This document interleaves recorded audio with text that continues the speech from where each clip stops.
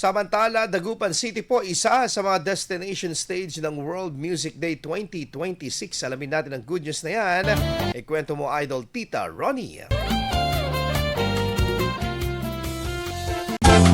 Isang araw na puno ng musika at pagdiriwang ang magaganap sa lungsod ng Dagupan matapos itong mapabilang sa mga destination stage ng World Music Day of Fête de la Musique 2026 sa darating na June 27, 2026.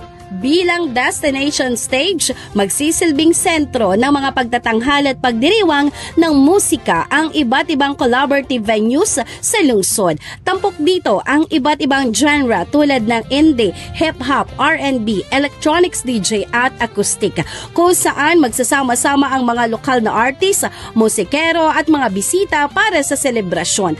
Ang Fête de la Musique ay isang pandaigdigang pagdiriwang ng musika na nagsimula sa France noong 1982.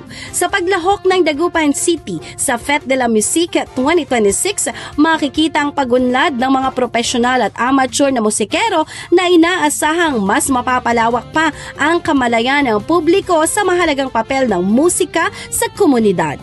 At iyan ang ating good news for today. Ako si Idol Tita Ronnie Tatak, IFM.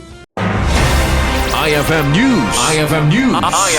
IFM News.